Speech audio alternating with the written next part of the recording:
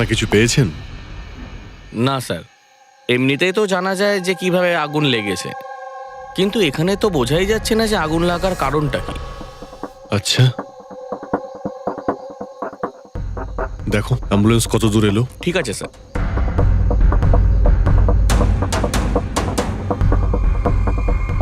খুব বাজেভাবে ঝলসে গেছে। অদ্ভুত ব্যাপার, জানতেই পারা যাচ্ছে না যে আগুনটা কি করে লাগলো।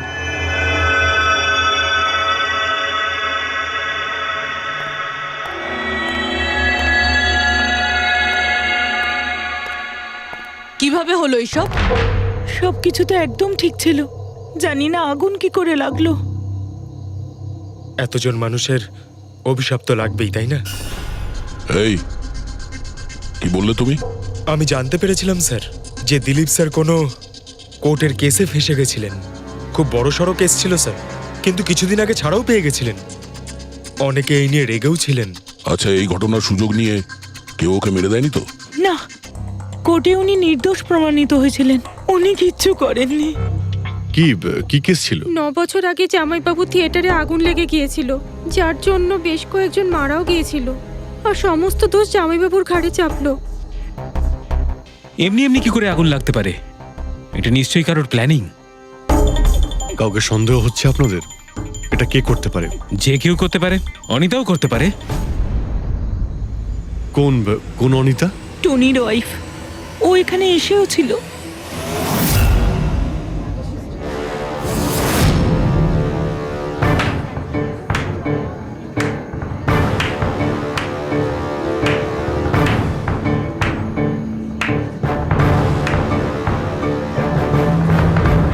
অনিতা, অন্য লোকের ঘর ভেঙে দিয়ে নিজের পরিবারের সঙ্গে এখানে ফুর্তি করা হচ্ছে। ভেরি গুড, ভেরি গুড, বাহ। কিন্তু একটা কথা মনে রেখো, ওই লোকগুলোর মতো তোমরাও ছটফট করে মরবে। সিকিউরিটি, এই চুপ, একদম চেঁচাবি না। বের করো একে বাইরে, বের করো। চলুন ম্যাম, বাইরে চলুন। আউট। মনে হচ্ছে তোদের কি পরিণতি হবে তা নিয়ে কোনো মাথা ব্যথা নেই। তোদের খারাপ সময় শুরু হয়ে গেছে, মনে রাখিস। তুই আমার টনির সাথে যা করেছিস না, মনে রাখিস এরপরে তুই আর বেশি দিন বাঁচবি না, শুনেছিস? তুই এই নিয়ে যাবে কে? তুই আর বাঁচবি না, নরকে যাবি তুই। আর তাকিয়ে দেখছো কি? নিয়ে যাবে কে? তোকে নরক যন্ত্রণা ভোগ করতে হবে, ছটফট করে মরবি তুই, মনে রাখিস। আরে যা।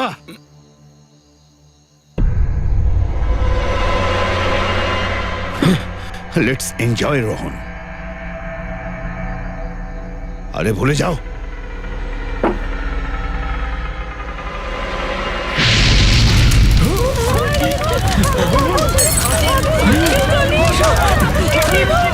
দিলীপ আর রোহনকে যে কেসে ভাসানো হয়েছিল, সেই কেসেই কোর্ট টনিকে শাস্তি দিয়েছিল। আচ্ছা, কে কে জানতো যে আপনারা এখানে এই রেস্টুরেন্টে আসবেন? জানি না স্যার। আচ্ছা, দিলীপ বাবু আসার আগে এই চেয়ারের আশেপাশে কাউকে দেখেছিলেন? কোনো অচেনা কাউকে? না স্যার, কাউকেই দেখিনি স্যার। এই টেবিলটাকে রিজার্ভ করেছিল দিলীপবাবু ফোন করেছিলেন, বলেছিলেন যে আমাদের জন্য টেবিল রিজার্ভ করে রাখো। সবসময় এখানেই বসতেন, এই টেবিল এই চেয়ারেই। রেগুলার কাস্টমার ছিলেন আমাদের। কারোর আগে থেকে জানা ছিল যে দিলীপ এখানে এই চেয়ারে বসবে? স্যার, চেয়ারের আশেপাশে তেমন কোনো জিনিস নেই যা দিয়ে আগুন লাগতে পারে। এ তো অদ্ভুত ধরনের মিস্ট্রি। সিসিটিভি ক্যামেরা,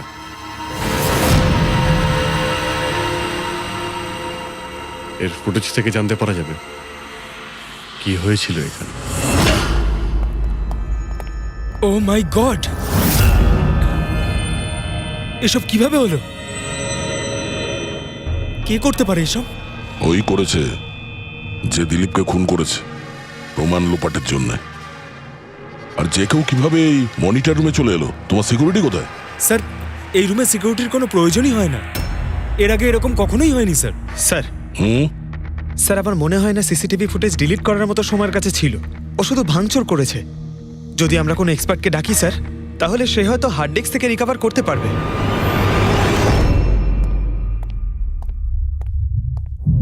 স্যার হ্যাঁ?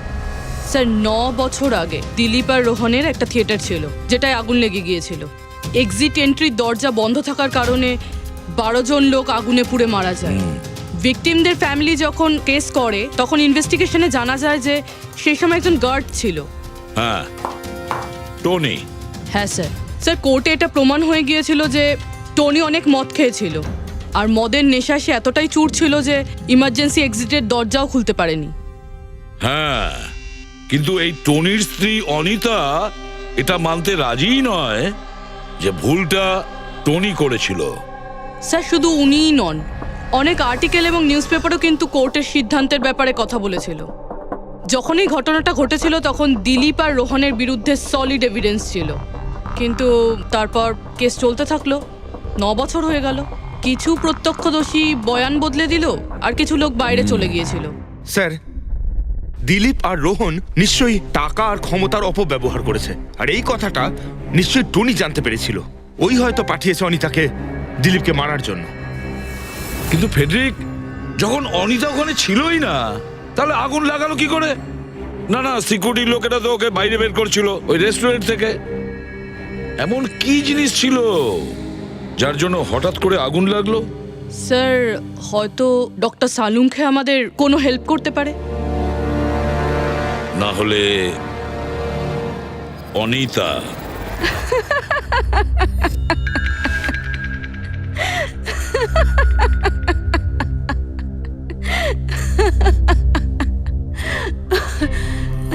আপনারা তো অবাক হচ্ছেন কেন? আমার হাসি দেখে, নাকি দিলীপের মৃত্যুর জন্য? দিলীপের মারা যাওয়াতে এত আনন্দ কিসের? আচ্ছা, আমি খুশি হব না তো আর কে হবে বলুন তো? কালকে রাত্রে রেস্টুরেন্টের থেকে বেরোনোর পর তুমি কোথায় গিয়েছিলে? জেলে, আমার স্বামীর সঙ্গে দেখা করতে। ওয়ার্ডেনের কাছে সমস্ত রেকর্ড আছে, আপনারা চাইলে চেক করতে পারেন। সেটা তো আমরা করবই। আর এইটাও যে তুমি ওই আগুনটা লাগালে কিভাবে? কোনো কালো জাদু করেছিলে তুমি?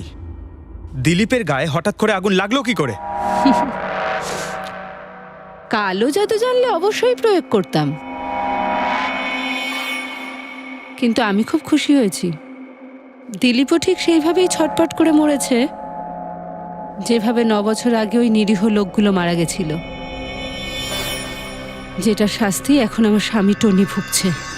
তুমি এইটা কিভাবে বলতে পারো যে টনির কোনো ভুল ছিল না? তুমি তো ওখানে ছিলেই না। আমি ওখানে ছিলাম না, কিন্তু টনি এখানে ছিল। সেদিন ওর শরীর খারাপ ছিল। ওর মালিকদের, মানে রোহন আর দিলীপকে বলে তাড়াতাড়ি বাড়ি চলে আসে। আগুন লাগার অনেক আগেই। ভুল ওদের দুজনের ছিল। ওরাই পুরনো দরজা ঠিক করায়নি, যার জন্য ওখানে আগুনে পুড়ে অনেক লোক মারা গেছিল। আমার স্বামীর নয়, ওদের দুজনের দোষ ছিল।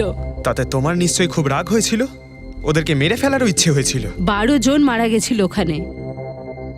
আমার থেকে অনেক বেশি রাগ ওদের পরিবারের লোকেদের হয়েছিল, কিন্তু এখন হয়তো ওরা খুব খুশি দিলীপের মৃত্যুর খবর শুনে। খুব খুশি হয়েছে। ওরা আরো বেশি আনন্দ পাবে যেদিন রোহন পুড়ে মরবে।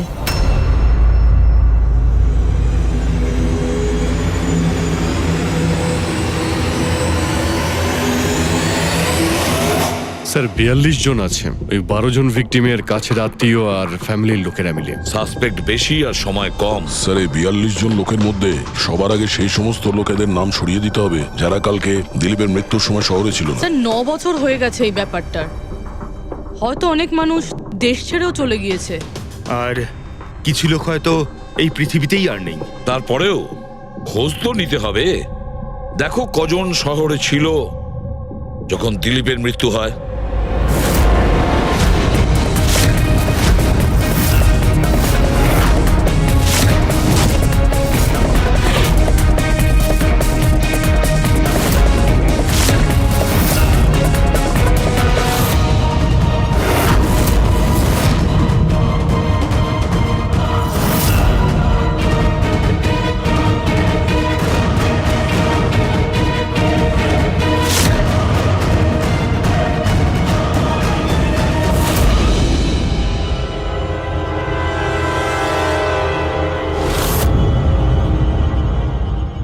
পঙ্কজ, কজন এখানে আছে?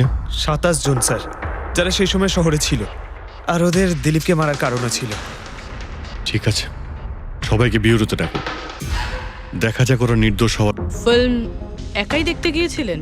সেই দিন আমি বিজি ছিলাম, তাই উনি একাই চলে যান। কালকে রাত্রে কোথায় ছিলে তুমি? স্যার আমি আমার বন্ধুদের সঙ্গে ছিলাম। স্যার আমি পাসপোর্ট অফিসে গেছিলাম। ওই দুজনকে আমি এমনি এমনি ছেড়ে দেবো না। তো কি করেছিলে তুমি? ভেবেছিলাম যে দিলীপের সাথে ফেস টু ফেস দেখা করব, আর ওকে জিজ্ঞেস করব যে তুমি এরকম কেন করলে। স্যার তারপরে আমি আমার বন্ধুদের সাথে বাড়িতে যাই। আমি আমার ওয়াইফের সাথে মলে ছিলাম। স্যার আমার বন্ধুদের জিজ্ঞাসা করতে পারেন। স্যার যদি ওর সাথে আমার দেখা হতো তাহলে ও রেস্টুরেন্টে বেঁচে ফিরতো না। দিলীপ ওর কর্মের শাস্তি পেয়ে গেছে। আমি রেস্টুরেন্ট থেকে জানতে পারলাম যখন যে দিলীপের সাথে কি হয়েছে, তখন মনে শান্তি পেলাম স্যার। আর বাকি থাকলো রোহন, ও তার কর্মের শাস্তি নিশ্চয়ই পাবে। এবার এই 27টা নামের মধ্যে তাদের নামগুলো রেখে দাও যারা ঘুরিয়ে ফিরিয়ে উত্তর দিচ্ছিল, আর যারা নিজেদের উত্তর অনেক আগে থেকেই তৈরি করে রেখেছিল।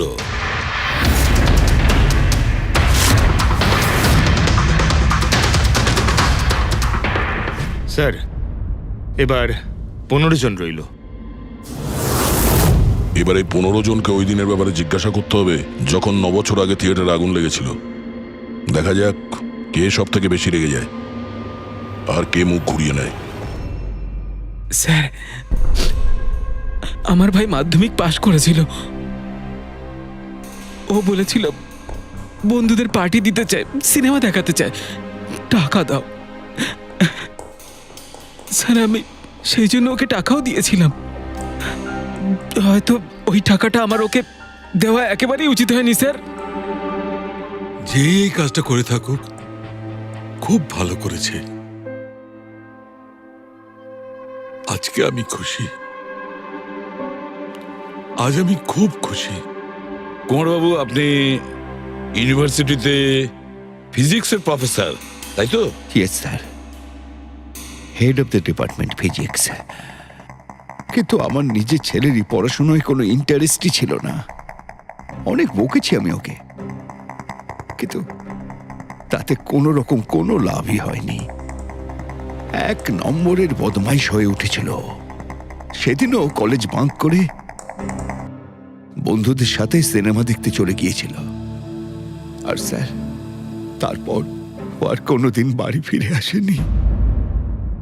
হিমেশ, রাইট? তুমি কন্ট্রাক্টর না? হ্যাঁ স্যার। হিমেশ, 9 বছর আগে তুমি তোমার স্ত্রীর সঙ্গে সিনেমা দেখতে গিয়েছিল ওই সিনেমা হলে। আমাদের নতুন নতুন বিয়ে হয়েছিল, স্যালোনির সাথে সিনেমা দেখতে গিয়েছিলাম। ওর খুব খিদে পেয়েছিল, আমি সিঙ্গাড়া আনতে বাইরে গেছিলাম। আমি ওখানে ফিরে গিয়ে দেখলাম ওখানকার দরজা লক হয়ে গেছে, আর ভেতর থেকে লোকেদের চিৎকার চেঁচামেচি শোনা যাচ্ছিল, আর খুব ধোঁয়া বেরোচ্ছিল ওখান থেকে। আমি স্যার দরজা খোলার অনেক চেষ্টা করেছিলাম, আমি খুব চেষ্টা করেছিলাম। আমি পাগলের মতো দরজায় ধাক্কা দিতে থাকি। সালোনি সালোনি সালোনি বলে আমি চিৎকার করতে থাকি, কিন্তু আমি কিচ্ছু করতে পারিনি স্যার। আমি কিচ্ছু করতে পারিনি, আমার সালোনিকে আমি বাঁচাতে পারিনি। ওখানে তো একটা গার্ডও ছিল না, টনি? ও কি দরজা খোলেনি? ছিল না স্যার। ওখানে কোনো গার্ড, মানে আর কাউকে দেখেছিলে তুমি? কেউ ছিল না স্যার, কেউ ছিল না। আমি 9 বছর আগে কোর্টে যে কথা বলেছি আজও তাই বলছি। যখন সিনেমা হলে আগুন লেগেছিল তখন টনি ওখানে ছিল না স্যার।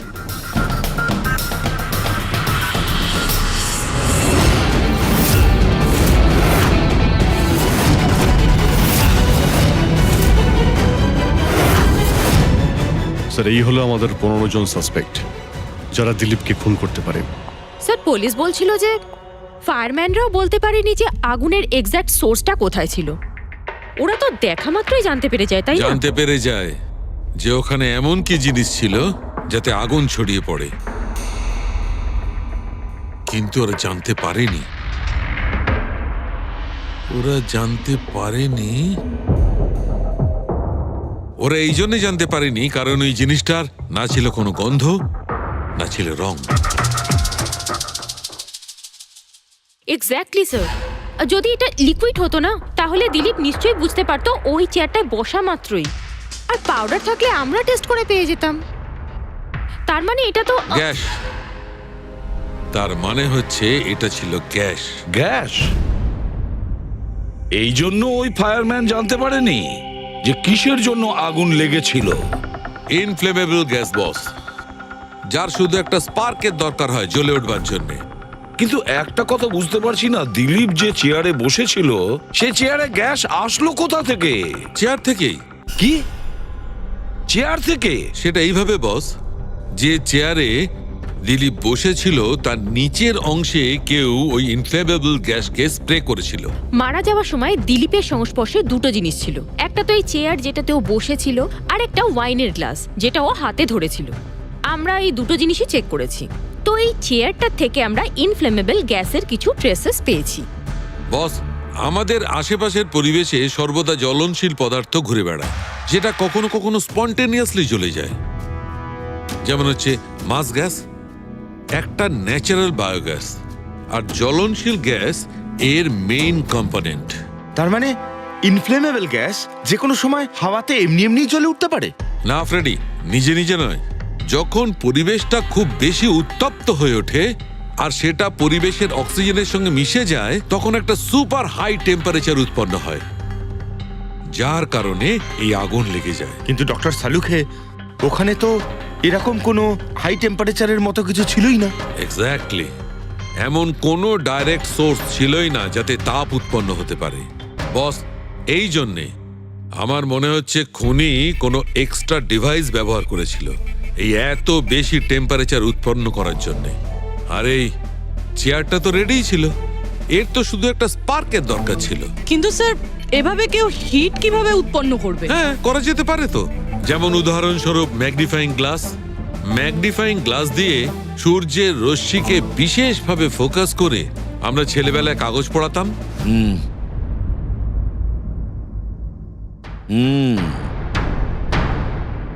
মনে হচ্ছে ওই রেস্টুরেন্টে আবার যেতে হবে, খোঁজ নিতে হবে কিসের থেকে আগুনটা লেগেছিল।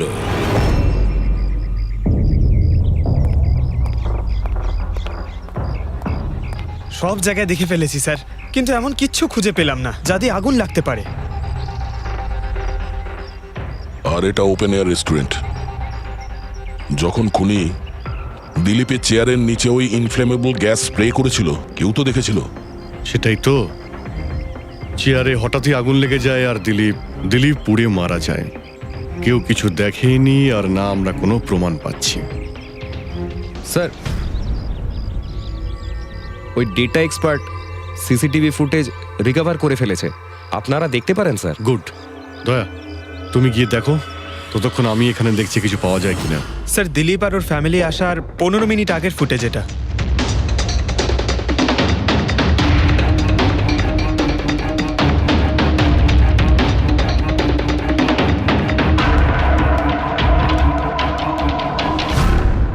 এ চেয়ার চেঞ্জ করছে। এর কোনো দ্বিতীয় অ্যাঙ্গেল আছে কি এই সময়েরই? চেক করো। 1 মিনিট স্যার।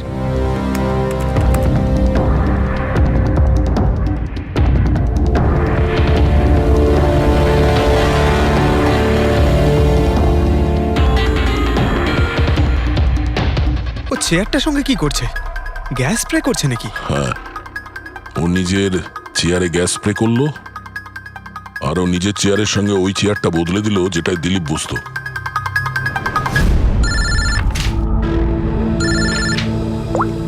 হ্যাঁ দয়া। আচ্ছা, গ্রেট, গুড ওয়ার্ক দয়া, গুড ওয়ার্ক। কি হলো স্যার? যে দিলীপের চেয়ারটা কারসাজি করেছিল তার খোঁজ পাওয়া গেছে। সে আসলে একটা লোক, ওর শারীরিক গঠনটাও জানা গেছে। আর দেখি আমরা, দয়া ফটোটা পাঠাচ্ছে।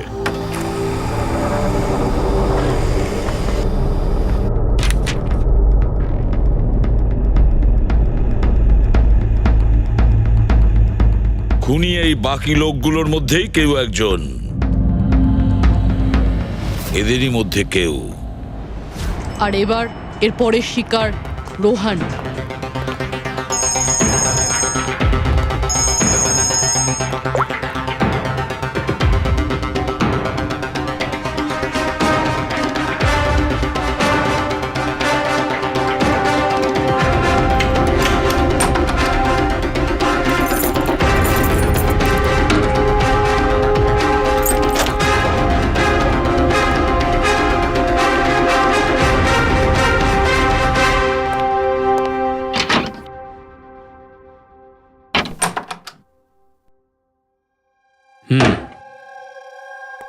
আমার মনে হয় কারোর আমার আর দিলীপের মুক্তিতে অসুবিধা হচ্ছে। আমার প্রাণে ঝুঁকি আছে এখানে।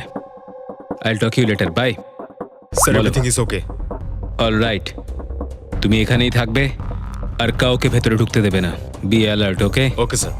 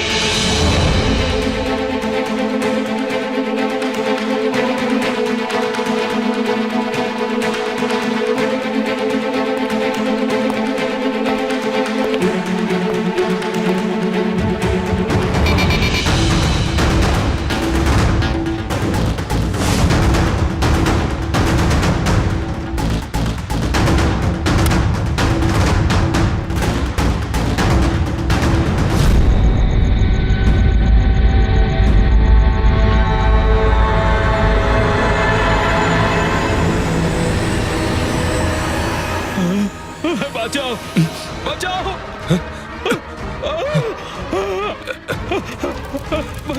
বাঁচাও, বাঁচাও, বাঁচাও ওকে, জল দাও, জল, বাঁচাও, বাঁচাও, বাঁচাও। স্যার, আসি স্যার, স্যার, স্যার এক মিনিট স্যার, স্যার বাঁচাও, স্যার বাঁচাও, জল, জল দাও, স্যার বাঁচাও, বাঁচাও।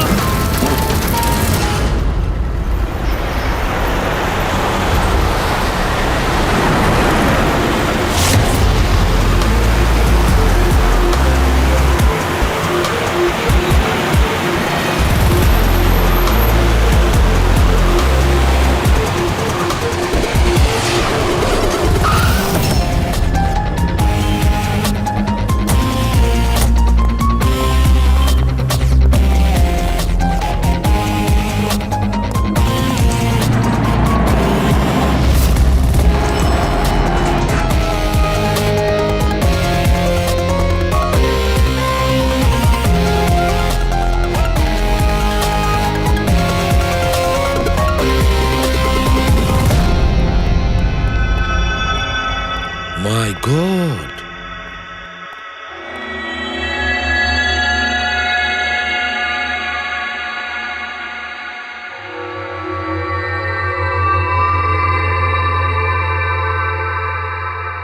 কি হয়েছিল এখানে আর কিভাবে?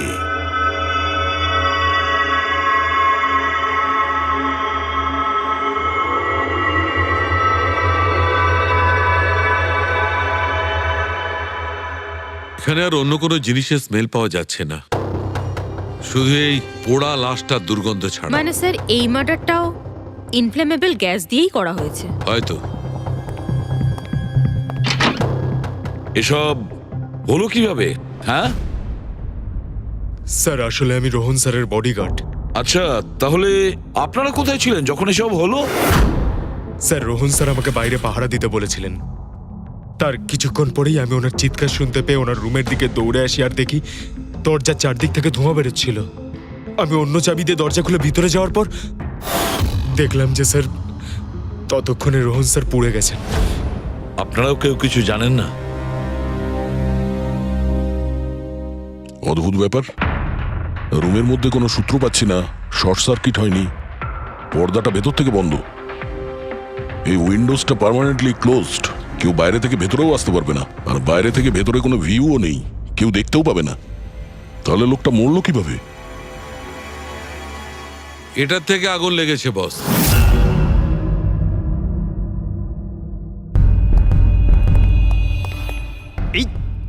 এই জিনিসটা দিয়ে? এটা কি স্যার? এটা হচ্ছে ফিলামেন্ট। ফিলামেন্ট? ইলেকট্রিক বাল্বের ভেতরের ফিলামেন্ট। যখন এই ফিলামেন্টের ভেতর দিয়ে ইলেকট্রিক পাস করানো হয় তখন এটা গরম হয়ে লাল হয়ে যায়। বস, খুনিও এই টেকনিকটাই ব্যবহার করেছে ওই জ্বলনশীল গ্যাসটাকে জ্বালানোর জন্য।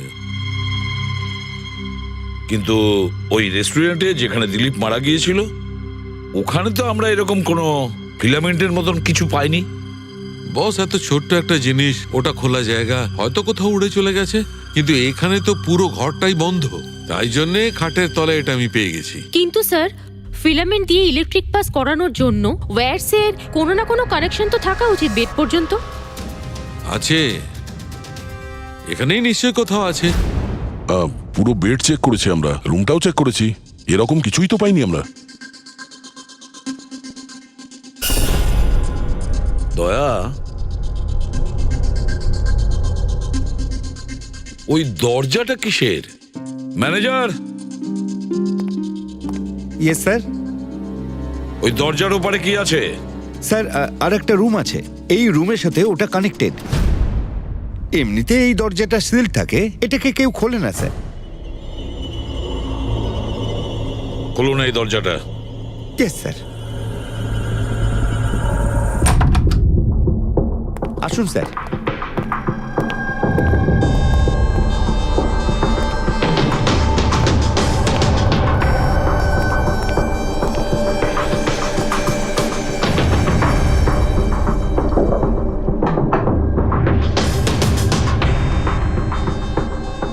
আচ্ছা ম্যানেজার বাবু, কার রুম এটা? কে থাকে এই রুমটাতে? কোনো একজন গেস্ট স্যার, ডিটেলস চেক করতে হবে। দেখুন।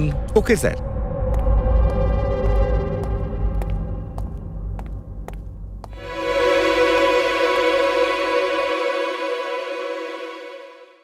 স্যার, ওখানে ওই রুমের মধ্যে যা হয়েছে স্যার, সব এই রুম থেকেই করা হয়েছে স্যার। কিন্তু যদি কারেন্ট এই রুম থেকে পাস করা হয়ে থাকে তাহলে এখান থেকে বেড পর্যন্ত কোনো না কোনো ওয়্যার তো থাকা উচিত। আর যদি থেকে থাকে তাহলে রোহন নিশ্চয়ই সেটা দেখতে পেয়েছে। হ্যাঁ, হয়তো ওর বডিগার্ডও দেখে থাকবে। ডাকো তো ওর বডিগার্ডকে। আপনি এদিকে আসুন।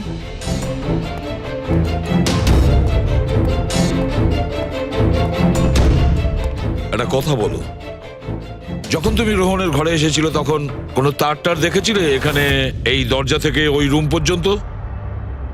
কোনো কিছু? না স্যার, রোহন স্যার এই রুমে ঢোকার আগে আমি এই রুমটাকে খুব ভালো করে চেক করেছিলাম, কিন্তু তার বা সেরকম কিছু আমার চোখে পড়েনি। ঠিক আছে, যাও তুমি। যাই হোক না কেন দয়া, খুনি এই দরজাটা ব্যবহার করেছে। এই দরজা দিয়ে রোহনের রুমে আসে আর রোহনের বেডে ইনফ্লেমেবল গ্যাস স্প্রে করে, আর যে কোনো ভাবেই হোক ফিলামেন্টে কারেন্ট দিয়ে দেয়, তাতে ফিলামেন্ট গরম হয়ে যায় আর ইনফ্লেমেবল গ্যাসে আগুন ধরে যায়, আর তাতে রোহনের মৃত্যু হয়। বস, একটা কথা কিন্তু ঠিক, খুনি যেই হোক না কেন তার ইলেকট্রিক আর কেমিক্যাল সম্পর্কে খুব ভালো জ্ঞান আছে। প্রফেসর কুমার, ফিজিক্সের প্রফেসর কুমার, ওর থেকে আর কে বেশি জানতে পারে এই ব্যাপারে? দয়া, স্যার। ওই প্রফেসর কুমারের সঙ্গে দেখা করো। স্যার। দয়া, আমিও যাব তোমার সঙ্গে।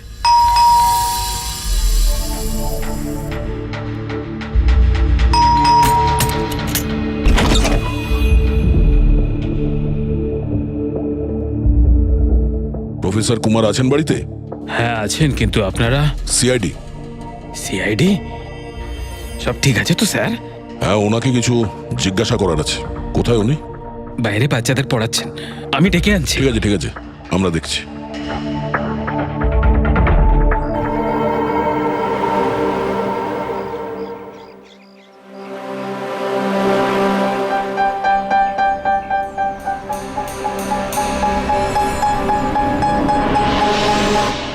মিস্টার কুমার, আপনার কাছে আমাদের কিছু জিজ্ঞাসাবাদ আছে। বলুন, কি জানতে চান? আপনি এটাকে চেনেন? এটা তো ফিলামেন্ট। গুড, ঠিক চিনেছেন আপনি। আপনি জানেন আমরা এই ফিলামেন্টটা কোথা থেকে পেয়েছি? সেটা তো আপনারাই বলতে পারবেন কোথা থেকে পেয়েছেন। রোহনের বিছানার নিচে। কাল রাত্রে রোহন ওই বিছানাতেই পুড়ে মারা গেছে। হোয়াট? রোহনও মারা গেছে? কাল রাত্রে আপনি কোথায় ছিলেন? রাত 9টা থেকে ভোর 3টে পর্যন্ত। আপনারা আমাকে সন্দেহ করছেন? এটা আমাদের প্রশ্নের উত্তর হলো না মিস্টার কুমার। কাল আমি সারা দিন আর সারা রাত্রি বাড়িতেই ছিলাম। কোনো প্রমাণ? আগে আমার কাজের লোক রামু আর বিকাশ, প্লিজ কাম হিয়ার।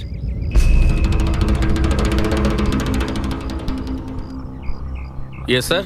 এনাদের বললো যে কাল কোথায় ছিলাম। স্যার আমাদের সবার এক্সট্রা ক্লাস নিচ্ছিলেন এই বাড়িতেই। কটা থেকে কটা পর্যন্ত? স্যার সন্ধ্যা 6টা থেকে ভোর 5:30 পর্যন্ত। সামনেই আমাদের এক্সাম, তাই আমরাই স্যারকে রিকোয়েস্ট করেছিলাম এক্সট্রা ক্লাস করানোর জন্য।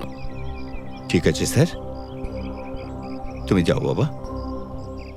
স্যার, আমার আরো 5 জন স্টুডেন্টস আছে যারা কাল সকাল 9টা থেকে 5:30 পর্যন্ত আমার কাছে ছিল। বলেন তো ওদেরও ডাকি?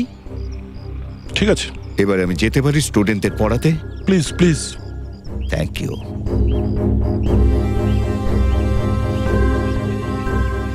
হ্যাঁ, তাহলে আমি যেটা বলছিলাম যে শোল্ডারিং ওয়্যার ছাড়াও আমরা মাদারবোর্ড ফিক্সড করতে পারি with the help of adhesive conductor.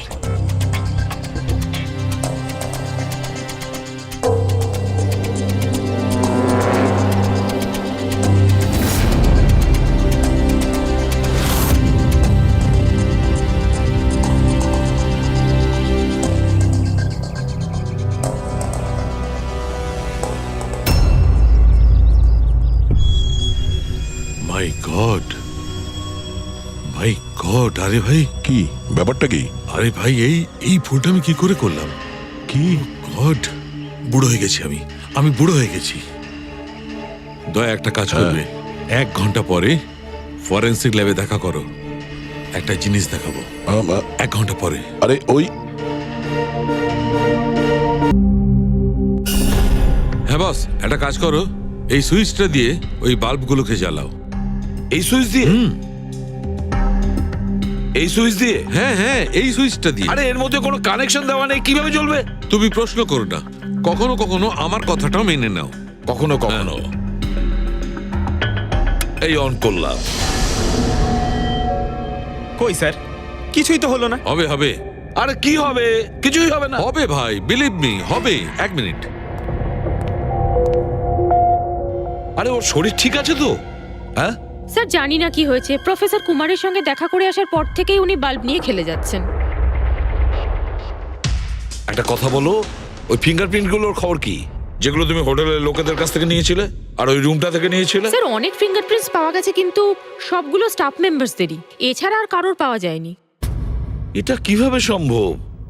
এই যে দাদা, একটু এই দিকেও দেখুন। হ্যাঁ হ্যাঁ, দেখছি। হ্যাঁ,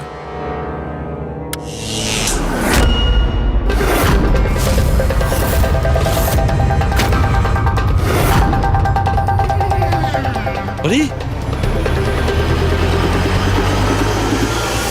স্যার, স্যার এই বাল্বগুলো জ্বললো কিভাবে?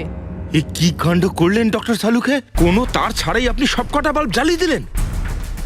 কিন্তু ডক্টর সালুকে, এটা আপনি করলেন কিভাবে? এটা ঠিক তেমন ভাবেই হয়েছে ফ্রেডি, যেমন ভাবে খুনি করেছিল।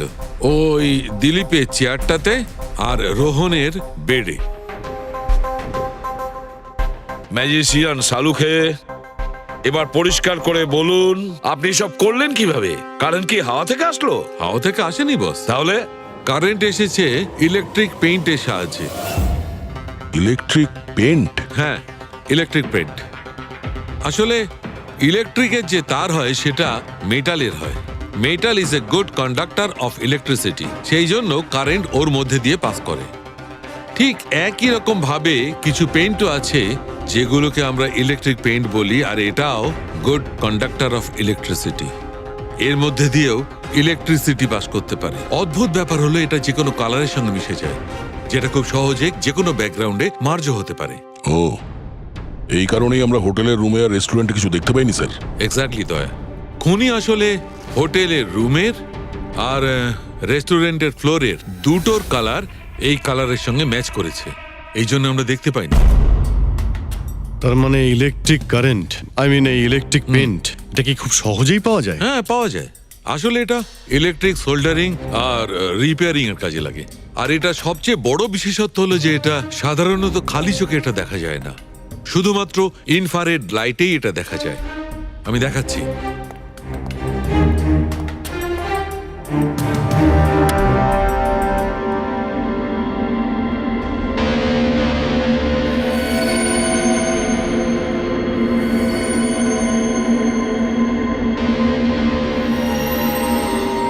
দেখেছো বস? হ্যাঁ, খনিও ঠিক এইভাবেই ইলেকট্রিক পেইন্টের ব্যবহার করেছে আর এই সার্কিট তৈরি করেছে।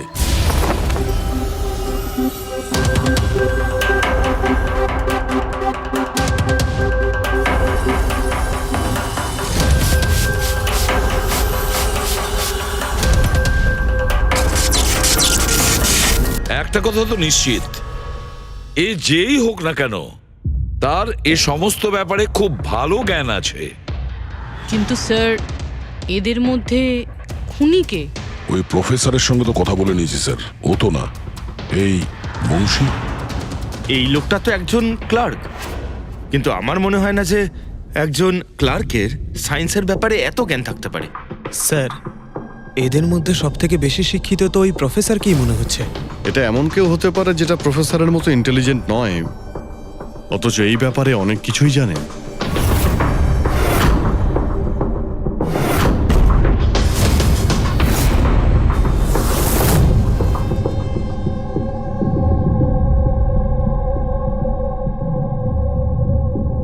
সেই লোকটা অভিজিৎ, এই লোকটাই সে।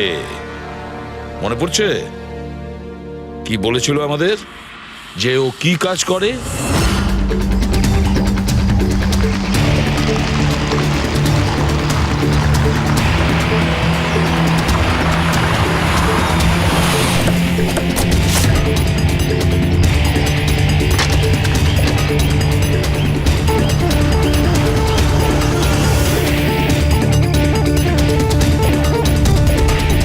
যাওয়া যাক শ্বশুর বাড়ি।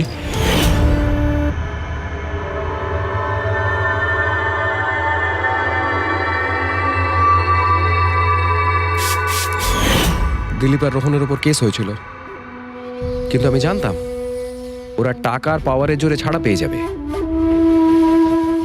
কিন্তু ওদের কাছে টাকা থাকলে আমার কাছে ছিল বুদ্ধি। অনেক মাস ধরে ওদের আমি ফলো করেছি, ওরা কোথায় যাচ্ছে, কি করছে, কার সাথে দেখা করছে, সবকিছু।